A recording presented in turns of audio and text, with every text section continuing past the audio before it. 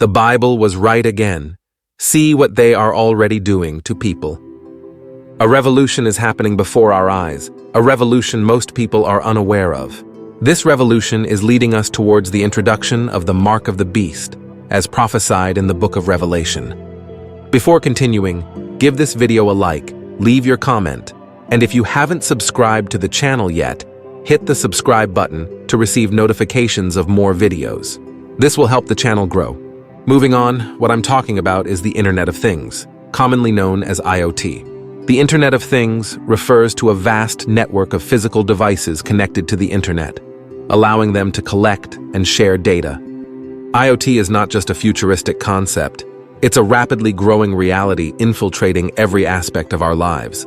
Examples include smart home devices, controlling lights, air conditioning, thermostats, and security systems, health trackers monitoring activity levels, and connected cars offering real-time traffic updates and autonomous driving capabilities.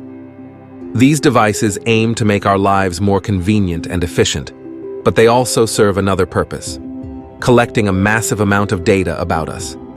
Smart devices, smart cars, and smart cities are redefining our lives through the Internet of Things. We've entered an era where these devices not only listen to what we say, but also monitor our actions, internet searches, and locations.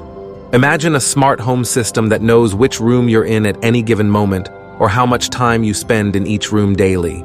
This level of surveillance is unprecedented, and it's just the beginning. Most people have heard of IoT, but few are aware of an even more intimate extension of this technology: the Internet of Bodies, IoB. The Internet of Bodies involves devices that are integrated into or can be worn on the human body to collect health and biometric data. While IoB is a newer and emerging area compared to IoT, it's rapidly gaining attention. And I say that by 2025, we should be prepared to see an exponential increase in the integration of these technologies into people's bodies. Imagine implantable devices that monitor your health from inside the body, or brain-computer interfaces that allow direct communication between your brain and external devices. This isn't science fiction. It's the reality we are heading towards. Look at the advances made by Neuralink, a company working on brain-computer interfaces. This year, Neuralink made significant progress, specifically when it received approval from the FDA, U.S. Food and Drug Administration, to conduct its first human trials.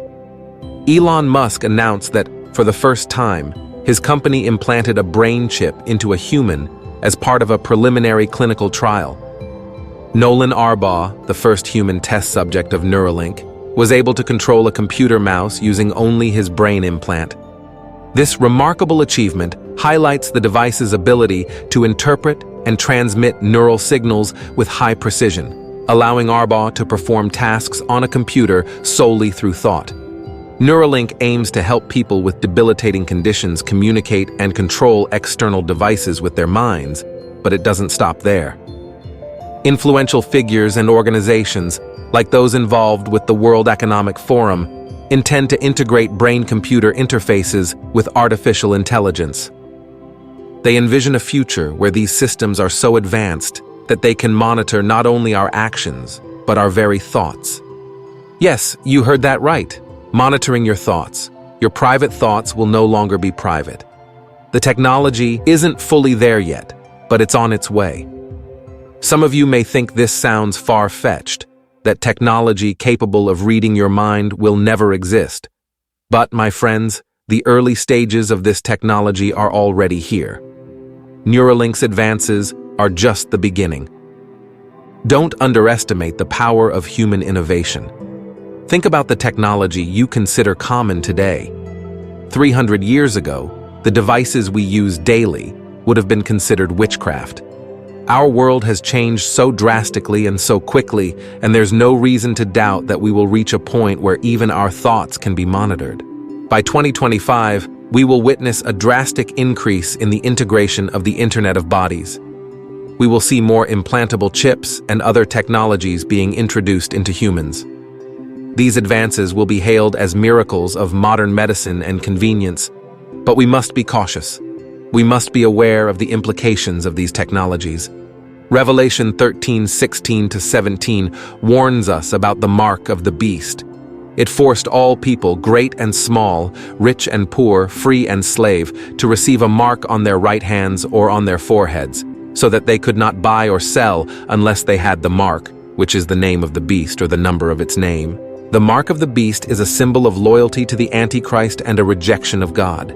As technology advances, we must be on alert for any system that seeks to control and monitor us to such an extent, as this may be the very system the Antichrist will use to enforce his mark.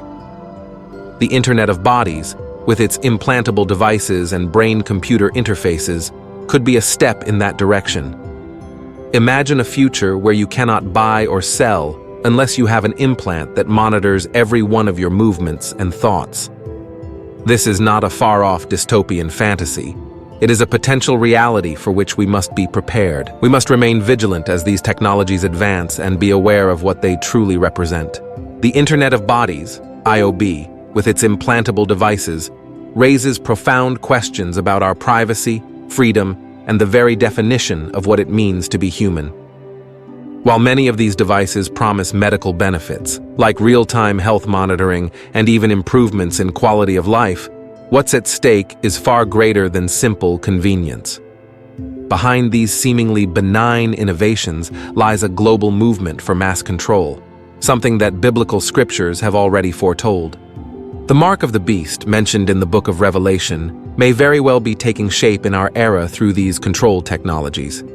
It's not just about physical implants, but about an entire system designed to monitor and control our lives. The Antichrist, according to biblical prophecies, will use such a system to identify and control those who follow him and reject God. This technological system, still in development, is already gaining traction and acceptance among the masses.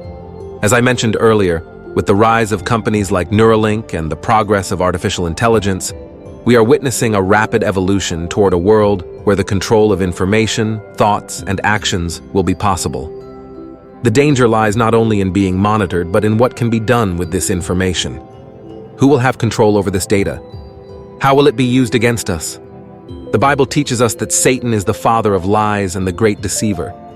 He uses devices that seem helpful and attractive, but actually hide great traps. By offering convenience, technology advances with devices that can predict health problems, optimize our routines, or even connect us mentally with machines.